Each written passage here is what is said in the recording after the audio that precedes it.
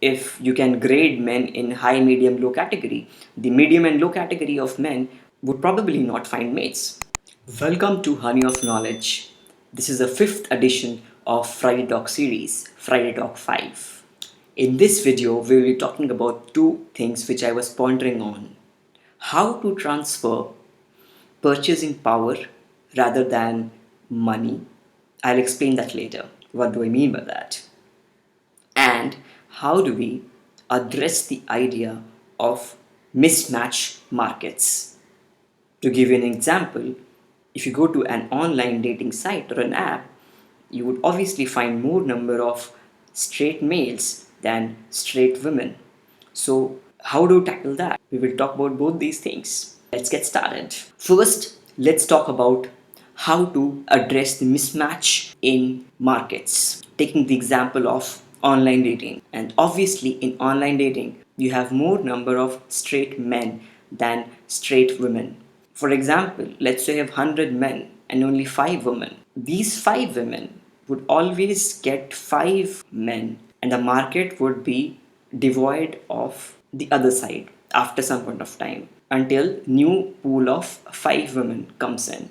These 95 people would not see 95. New pool of men would also join in those people, the unmatched boys. How do you tackle this? One way which I was thinking about is trying to increase the cost of transaction for someone who has an easy transaction.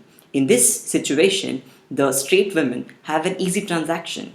They get what they want without any cost, but men have to wait for their turn. I mean, they have to wait for the probability to kick in, or maybe if you can grade men in high, medium, low category, the medium and low category of men would probably not find mates. How do you tackle this? So here comes the idea of increasing the cost for the party or the side of the market which has relatively less difficulty in doing a successful transaction.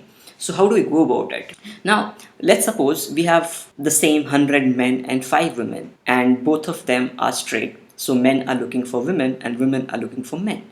So what if we could just show 5 men to these 5 women? It straight away gives them a lesser pool to play with, and it increases the transaction cost. In this way, you would tend to get more number of men out of the market, because what will happen is these 5 women who won't be satisfied with the pool of 100 men would have to wait for longer amount of time, and the moment someone waits in a platform, their preferences could change. Now what I'm trying to say is it's not a perfect solution, because if you think of it economically, the earlier situation of women getting men with very less transaction cost is a kind of an efficient solution, but it is not good for one side of the market.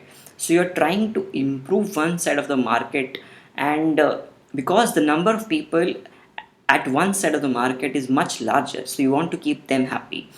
But one flip side of this is the other side of the market, which already is quite less in number, may feel that they don't have much incentive in staying in that platform or market. So they might start leaving the market, and that market might collapse. So essentially, you have to come up with some kind of a structure in which you increase the cost of the party which has less transaction cost, but at the same point of time you don't push them out of the platform. I would like to do a full-fledged game theoretic video on the same topic, so let me know in the comments if you would like to watch that kind of a video. Now moving on to the next topic, which is purchasing power parity or value transfer.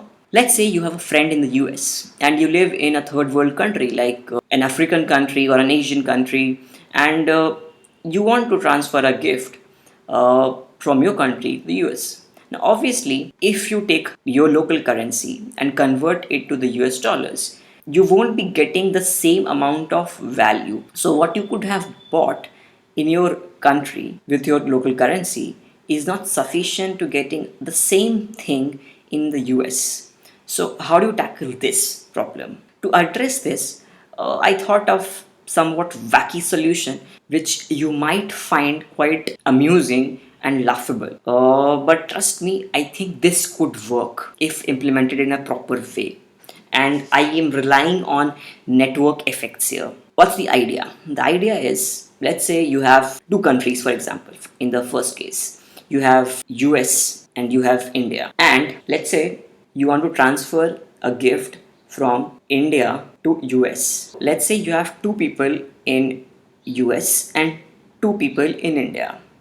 So person A in India wants to give to person C in US.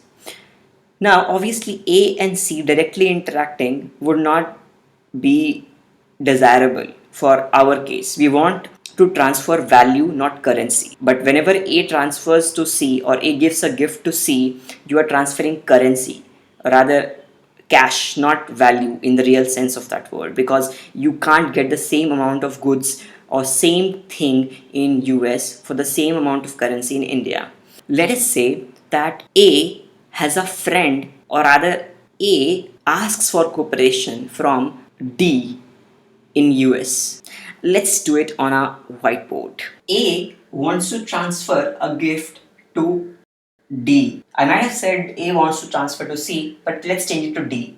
So A wants to transfer a gift to D. Obviously, a transfer from A to D would be a transfer of currency, not a transfer of goods, because the same amount of currency in country India would be getting a different amount of goods than in the US. But let us suppose you bring in C and A is asking C to give to D. Now in this case C is in US, so C can just transfer the good from his local currency to D. Now you might ask, what is the advantage of C in doing that transaction? Now this is a big issue. It could be a situation that C has a friend in B, or rather C has a friend in India, and C wants to receive a gift from B in future, and obviously B would not like to give it directly to C. What if D gives it to C at a later date? So what I'm trying to create over here is a kind of a network in which we have a cooperation between the people across countries. Essentially, if you want to transfer a good from a country to a different country, you need to find someone from the destination country who would do the same for you, and you would return the favor in your home country some other time. Something like A is helping B when B needs a gift from some other country. And similarly here, C is helping D and D is helping C whenever they need a gift from a different country. In this way, you can circumvent the problem of dollar, rupees, or any kind of foreign currency issues. This obviously may seem quite impossible and totally not worth it to you, but I believe that there definitely must be a company or a startup who is going to work on this, or who are definitely working on this, because this is something which is very similar to the idea of peer-to-peer file transfer and even say Bitcoin, for example. So I believe that this is kind of coming in future, and if you want a detailed video on this, I might do it in future. So comment below. That's it for this Friday Talk 5, and we will catch up later. Don't forget to subscribe to this channel and hit that bell icon.